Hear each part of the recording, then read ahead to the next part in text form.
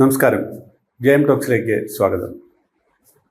ആരോഗ്യമന്ത്രി വീണ ജോർജിന് കണ്ണൂരിൽ വെച്ച് KSU പ്രവർത്തകരിൽ നിന്ന് ഏറ്റ ആക്രമണത്തെ തുടർന്ന് അവർ ആശുപത്രിയിൽ ചികിത്സയിലാണ്. കേരളം മുഴുവൻ ഇപ്പോൾ ചർച്ച നടക്കുന്നത് യഥാർത്ഥത്തിൽ ആരോഗ്യമന്ത്രിക്ക് ആക്രമണം നേരിട്ടോ, അവർക്ക് പരിക്ക് പറ്റിയോ, അവരുടെ പരിക്ക് എത്രമാത്രം ഗുരുതരമാണ് തുടങ്ങിയ കാര്യങ്ങളാണ്. ഈ ദൃശ്യം കണ്ടവരെല്ലാം ഒരു കാര്യം അവർക്ക് ബോധ്യപ്പെട്ടു: ഇതുവരെ ലഭ്യമായ ദൃശ്യങ്ങളിൽ നിന്ന് വീണ ജോർജിനെ KSU പ്രവർത്തകർ മർദ്ദിക്കുന്നതായി ആരും കണ്ടില്ല. പക്ഷേ ഇനിയും ഏതെങ്കിലും ദൃശ്യം മറിഞ്ഞിരിപ്പുണ്ടോ എന്നുള്ളത് കാത്തിരുന്ന് കാണേണ്ട കാര്യമാണ്. എന്തായാലും ഒരു കാര്യം, ആരോഗ്യമന്ത്രി വീണ ജോർജ് ആയിക്കോട്ടെ, മറ്റാരെങ്കിലും ആയിക്കോട്ടെ, ഒരു പൊതുപ്രവർത്തകനെ അല്ലെങ്കിൽ ഒരു മന്ത്രിയെ ആരെ ആക്രമിച്ചാലും, ആര് കായികമായി കൈകാര്യം ചെയ്താലും അത് അങ്ങേറ്റം വിമർശിക്കപ്പെടേണ്ട കാര്യമാണ്. പക്ഷേ ദേഹത്ത് തൊടാതെ ആക്രമിക്കാതെ തനിക്ക് പരിക്കേറ്റു എന്ന് മന്ത്രി പറയുകയും അതിൻ്റെ പേരിൽ ആശുപത്രിയിൽ ചികിത്സ തേടുകയും ചെയ്യുമ്പോൾ അതൊരു നാടകമായി മാറുന്നു എന്നുള്ള ആക്ഷേപവുമുണ്ട്. ശ്രീമതി വീണ ജോർജിനെ എനിക്ക് അവർ ഒരു മാധ്യമപ്രവർത്തകയായിരുന്ന കാലം തൊട്ടേ അറിയാം. അങ്ങേയറ്റം നല്ല പക്വമതിയായ, വളരെ പക്വതയോടുകൂടി ചാനൽ പ്രവർത്തിക്കുകയും ആങ്കറിംഗ് ചെയ്യുന്ന ഒരു മികച്ച ഒരു പത്രപ്രവർത്തകയായിട്ടാണ് എനിക്ക് അവരെക്കുറിച്ച് തോന്നിയിട്ടുള്ളത്. അവർ വളരെ പക്ഷപാതരഹിതമായിട്ട് ചർച്ചയിൽ പങ്കെടുക്കുന്നവരോട് അങ്ങേയറ്റം ബഹുമാനത്തോടെ പെരുമാറുകയും വളരെ ബാലൻസ്ഡായിട്ട് ചർച്ചകൾ നയിക്കുകയും ചെയ്തത് ഞാൻ കണ്ടിട്ടുണ്ട്. ഞാൻ തന്നെ വ്യക്തിപരമായിട്ട് അവരെ പലപ്പോഴും അതിൽ അഭിനന്ദിച്ചിട്ടുണ്ട്. മന്ത്രിയായ ശേഷം തീർച്ചയായിട്ടും അവരൊരു മന്ത്രിയാകുന്നത് ഒരു രാഷ്ട്രീയക്കാരി എന്നുള്ള നിലയിലുള്ള അനുഭവ സമ്പത്തില്ലാതെയും ഒരു MLA ആയ ഒരു അനുഭവം മാത്രം വെച്ചുകൊണ്ട് ഒരു ആരോഗ്യ രംഗത്തെ പ്രത്യേകമായിട്ടുള്ള അനുഭവങ്ങളില്ലാതെയുമൊക്കെയാണ് അവർ ആരോഗ്യമന്ത്രിയായി ചുമതലയേൽക്കുന്നത്. അവരങ്ങേയറ്റം സത്യസന്ധമായിട്ടും ആത്മാർത്ഥമായിട്ട് തന്നെയാണ് മന്ത്രി സ്ഥാനത്ത് പ്രവർത്തിച്ചത്.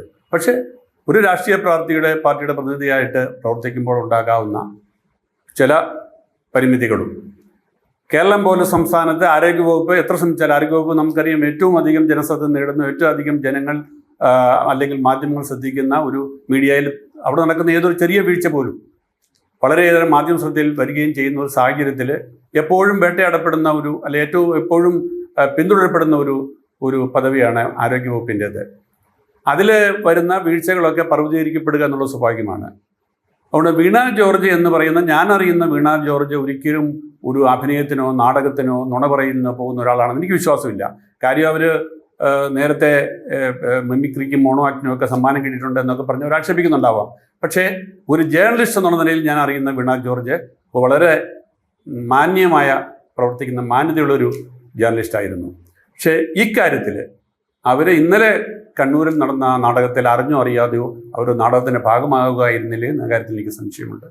അതിന് പക്ഷേ ഞാൻ അവരെ കുറ്റപ്പെടുത്തുന്നില്ല. കാരണം അവരിപ്പോൾ ഒരു പാർട്ടിയിലാണ്. ആ പാർട്ടിയിൽ പ്രധാനപ്പെട്ട ആളുകൾ പറയുന്ന ചില കാര്യങ്ങൾക്ക് അവർ നിന്നുകൊടുക്കേണ്ട സാഹചര്യം ഉണ്ടായിരിക്കുക.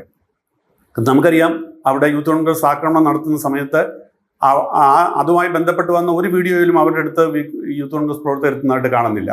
പക്ഷേ അവർക്ക് പരിക്ക് പറ്റിയില്ല, അല്ലെങ്കിൽ അവർക്ക് ക്ഷതമേറ്റില്ല എന്നൊന്നും പറയാൻ പറ്റില്ല. കാരണം ഇതൊരു കൊമോഷനാണ്. അവിടെ നടക്കുന്ന ആ ഒരു ബഹളത്തിനിടയിൽ ഇവർക്ക് ചുറ്റും നിൽക്കുന്നത് പോലീസുകാരാണ്.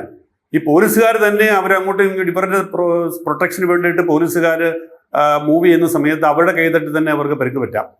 യഥാർത്ഥത്തിൽ എന്താണ് സംഭവിച്ചെന്നുള്ളത് കൃത്യമായി ഇനിയും ലഭിക്കാനിരിക്കുന്ന റെയിൽവേയുടെ വീഡിയോ അല്ലെങ്കിൽ CCTVകളുടെ ദൃശ്യങ്ങൾ ലഭ്യമായി മാത്രമേ അറിയാൻ പറ്റുകയുള്ളൂ. അവർക്ക് എവിടെയെങ്കിലും ഏതെങ്കിലും യൂത്ത് കോൺഗ്രസിൻ്റെയോ അല്ലെങ്കിൽ KSUക്കാരുടെ പ്രവർത്തകരുടെ ആക്രമണം ഉണ്ടായെങ്കിൽ അത് അങ്ങേയറ്റം അപലപിക്കപ്പെടേണ്ട കാര്യമാണെന്നുള്ള കാര്യം സംശയമില്ല. പക്ഷേ അതില്ലാതെ ഒരു നാടകം അഭിനയിക്കുകയാണെങ്കിൽ അതിൽ അവരുടെ റോൾ എത്രയാണെന്ന് ഞാനിപ്പോഴും പറയില്ല. കാരണം അവരെ ഇപ്പോൾ CPM എന്ന പാർട്ടി ഒരു അഭിനയത്തിന് ഒരു റോള് കൊടുത്തിരിക്കുന്നു എന്ന് മാത്രമാണ് ഞാൻ മനസ്സിലാക്കുന്നത്. കാരണം അവരെ ഈ മീറ്റിംഗ് എല്ലാം കഴിഞ്ഞിട്ട്, അവിടെ വെച്ച് ഈ ആക്രമണം എല്ലാം കഴിഞ്ഞിട്ട്, KSUക്കാരുടെ ഈ കരിങ്കൊടി പ്രകടനവും കഴിഞ്ഞ് അവർക്ക് നേരെ തിരിഞ്ഞ് വെല്ലുവിളി നടത്തിയ ശേഷം അവർ ഒന്നാമത്തെ പ്ലാറ്റ്ഫോമിൽ നടന്ന് മൂന്നാമത്തെ പ്ലാറ്റ്ഫോമിൽ എത്തിയ ശേഷമാണ് മുഖ്യമന്ത്രിയുമായിട്ട് സംസാരിക്കുന്നതും. അതിനുശേഷമാണ് അവർക്ക് പെട്ടെന്ന് വേദന കൂടുന്നതും അവരെ ആശുപത്രിയിലേക്ക് നീക്കുന്നതും. അപ്പം സ്വാഭാവികമായിട്ടും എന്താണ് സംഭവിച്ചതെന്ന് നമുക്കറിയാം. പക്ഷേ ഇവിടെ രസകരമായി ചിന്തിക്കേണ്ട ഒരു കാര്യമുണ്ട്. ഇന്നലെ രാവിലെ ശ്രീ രമേശ് ചെന്നിത്തല വലിയൊരു വാർത്ത പുറത്തുവിട്ടു. അത് മുഖ്യമന്ത്രിയുടെ ഓഫീസിൽ നിന്ന് ചില ഡേറ്റകൾ ശേഖരിച്ച് ആ ഡേറ്റ ഉപയോഗിച്ച് സ്വകാര്യമായ ചില വിവരങ്ങൾ ശേഖരിച്ച് അതുപയോഗിച്ച് സർക്കാരിൻ്റെ പ്രചാരണത്തിന് വേണ്ടി അത് ഉപയോഗിച്ചു. അത് ചട്ടവിരുദ്ധമാണ്, അത് പിന്നെ തെരഞ്ഞെടുപ്പ് കമ്മീഷൻ്റെ ചട്ടങ്ങൾക്ക് വിരുദ്ധമാണ് എന്നൊക്കെ പറഞ്ഞ് ആക്ഷേപം ഉയർന്ന ഒരു സാഹചര്യത്തിൽ അതിൻ്റെ തെളിവുകൾ ശ്രീ രമേശ് ചെന്നിത്തല പുറത്തുവിട്ടു. ഇന്നലെ വൈകിട്ട് ചർച്ച ചെയ്യേണ്ട വിഷയം അതായിരുന്നു ചാനലുകൾ. പക്ഷേ അതിനെല്ലാം അട്ടിമറിച്ചുകൊണ്ട് ആ വിഷയം എവിടെ പോയെന്ന് ഇപ്പോൾ അറിയില്ല, ഇപ്പോൾ ആരും ചർച്ച ചെയ്യുന്നില്ല. അപ്പോൾ അതിൽ എന്തായാലും ഇപ്പോൾ ഭരണപക്ഷം അല്ലെങ്കിൽ CPM വിജയിച്ചിരിക്കുകയാണെന്ന് പറയാം, ഇത്തരത്തിലുള്ള ഒരു നടപടി കൊണ്ട്. അതുകൊണ്ട് പക്ഷേ കൂടെ ഒരു കാര്യം കൂടെ പറയാതിരിക്കാൻ പറ്റില്ല. ഏത് രാഷ്ട്രീയ പാർട്ടിയാണെങ്കിലും കരിങ്കൊടി കാണിച്ചും വഴിയിൽ തടഞ്ഞും ആക്രമിച്ചുമൊക്കെ പ്രചാരണം നടത്തേണ്ട അല്ലെങ്കിൽ തെരഞ്ഞെടുപ്പ് പ്രചാരണം നടത്തേണ്ട കാലം കഴിഞ്ഞിട്ടില്ല എന്ന് എല്ലാവരും ആലോചിക്കണം. ഇന്ന് ഒരു ആക്രമണം നടന്നാൽ, ഇന്ന് ഒരു കയ്യേറ്റം നടന്നാൽ അതിൻ്റെ സത്യാവസ്ഥ മനസ്സിലാക്കാൻ കഴിയുന്ന തരത്തിലുള്ള ദൃശ്യ മാധ്യമ സംവിധാനങ്ങളെല്ലാം ഉണ്ടായിട്ടുണ്ടെന്ന് ഓർക്കണം. അപ്പോൾ അതിനെയൊക്കെ വെല്ലുവിളിച്ചുകൊണ്ട്, മനുഷ്യൻ്റെ സാമാന്യ ബുദ്ധിയെ വെല്ലുവിളിച്ചുകൊണ്ട് ഇത്തരം കാര്യങ്ങളിൽ ആരോപണങ്ങൾ ഉന്നയിക്കുക. ഒടുവിൽ ഇത് പാലക്കാട്ട് നീലപ്പെട്ടി വിവാദം പോലെ തനിക്കുള്ളിൽ തന്നെ തിരിച്ചടിക്കുന്ന ഒരു അവസ്ഥ വരിക.